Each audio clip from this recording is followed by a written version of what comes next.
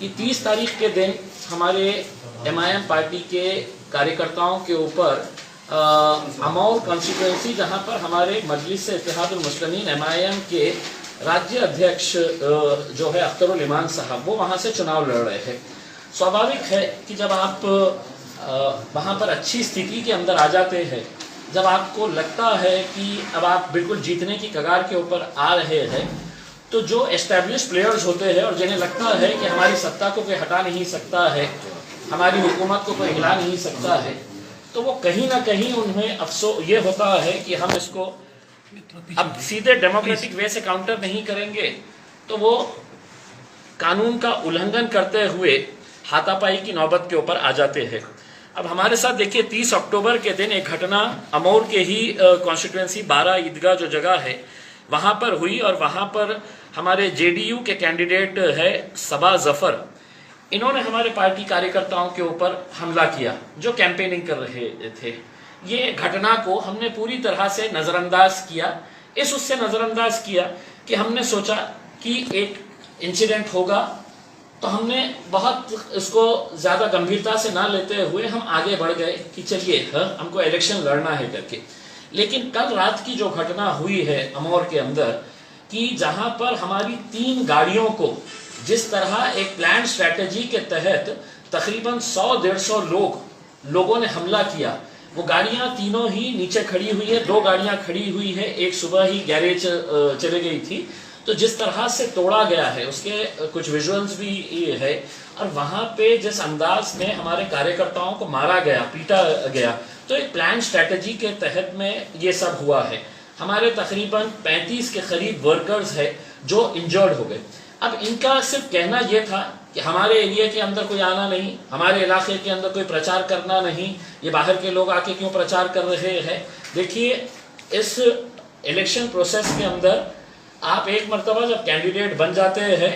आपको अधिकार होता है कि आप कहीं पर भी जाकर प्रचार कर सकते हैं। अगर इस तरह की दादागिरी और गुंडा राज अगर करके आप ये बताएंगे कि नहीं मेरे क्षेत्र के अंदर कोई कदम नहीं रखना, मेरे क्षेत्र के अंदर कोई आना नहीं, तो फिर वो फ्री एंड फेयर इलेक्शन नहीं होने वाला है। वहां पर कल रात में जो घटना हुई है, ये साफ तौर से ये पता चलता है कि वहां के जो कैंडिडेट है अब्दुल जलील मस्तान, ये इनके बोलने के ऊपर ये पूरा खेल खेला गया,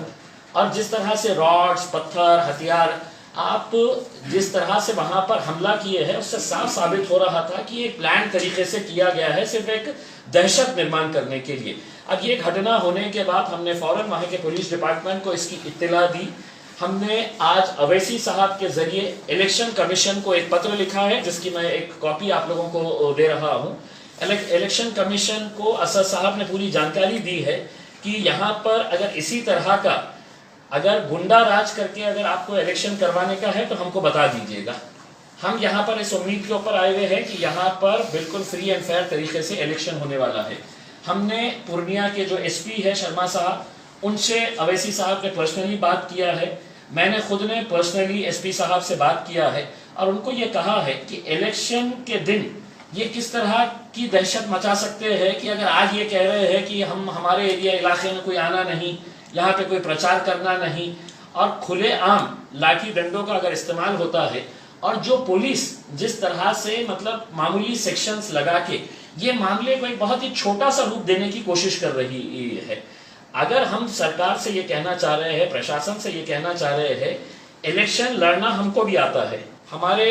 जो कार्यकर्ता कल रात में जब वहां से आए और उसके अंदर पार्टी के हमारे वरिष्ठ लोग भी थे, वो लोग भी गाड़ियों के अंदर थे, बहुत अच्छे तरीके से समझाने की कोशिश की गई थी कि भाई इलेक्शन है, आप भी इलेक्शन के तरीके से लड़िए, हम भी इलेक्शन की तरह लड़ेंगे। लेकिन ये मारपीट करने का तो एक प्लान तरीके से, अब पूरा जब हमने उसका ब्यौरा लिया तो हमको पता चला कि कैंडिडेट के बोलने के ऊपर ही उनकी इतनी हिम्मत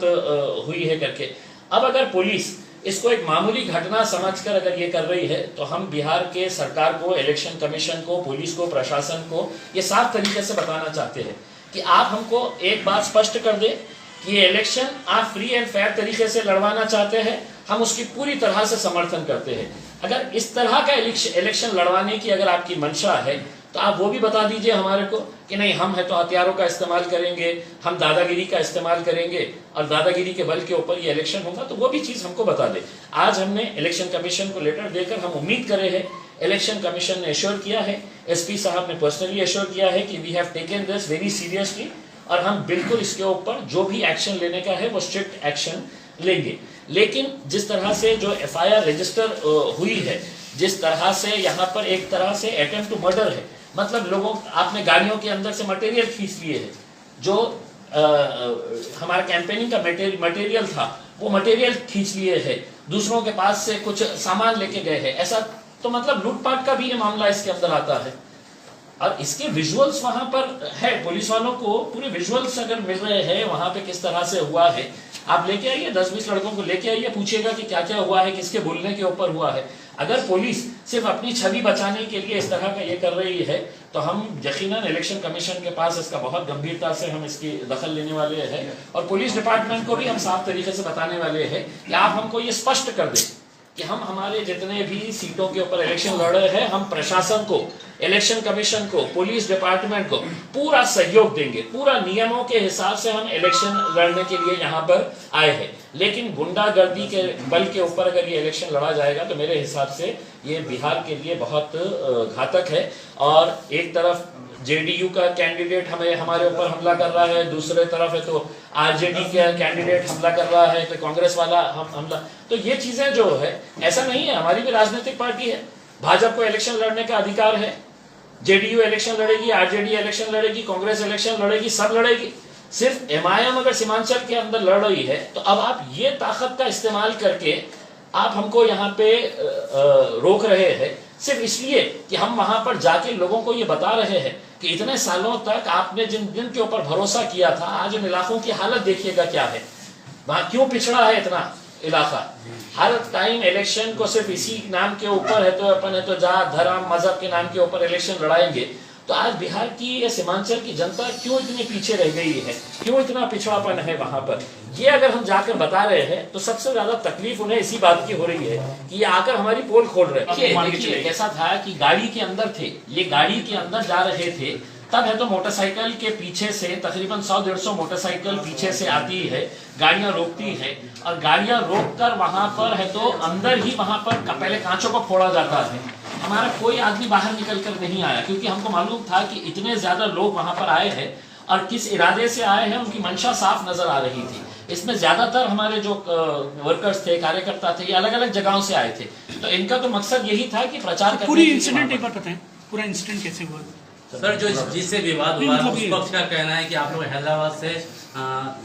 अच्छे खासे लोग लेके आए हैं और विवाद उस कारण भी हो रहा है। हैदराबाद से नहीं, महाराष्ट्र से लेके आए हैं, दिल्ली से लेके आए हैं, जहाँ जहाँ पर भी मजलिस के चाहने वाले लोग हैं, तो ये कहीं कोई ऐसा बंधन नहीं है, इलेक्शन कमीशन के कोई ऐसे गाइडलाइंस नहीं होते हैं प्रचार करने के लिए आप यहाँ से नहीं लेके आ सकते, वहां से नहीं लेके आ सकते हैं। अगर आप ये कहेंगे कि हैदराबाद से अगर लेके आए, मैंने कहा कि नहीं सोनिया गांधी इटली की है तो इटली की यहाँ पे मत आने दीजिएगा करके, ये कहीं पर भी ये कानून ऐसा इस तरह का होता नहीं है ना, इलेक्शन कमीशन का कोई कानून है इस तरह का। प्रचार करने के लिए हमारी छोटी पार्टी है, जहां जहां पर भी हमारे कार्यकर्ता है, अभी हम ग्रो कर रहे हैं। तेलंगाना के अंदर थे, तेलंगाना के अंदर से महाराष्ट्र के अंदर हमको जीत नसीब हुई है, महाराष्ट्र से भी कार्यकर्ता आए हुए हैं। तो क्या इसका मतलब ये हुआ है कि बिहार के इलेक्शन के अंदर आप ही लोगों का ये रहेगा कि आप ही प्रचार करेंगे, आप ही ताकत का इस्तेमाल करेंगे, बल का इस्तेमाल करेंगे, हथियारों का इस्तेमाल करेंगे और इलेक्शन आप जीतेंगे करके? मजलिस के टिकट के बारे में बात कर रहे हैं। मैं जब औरंगाबाद से इलेक्शन लड़ रहा था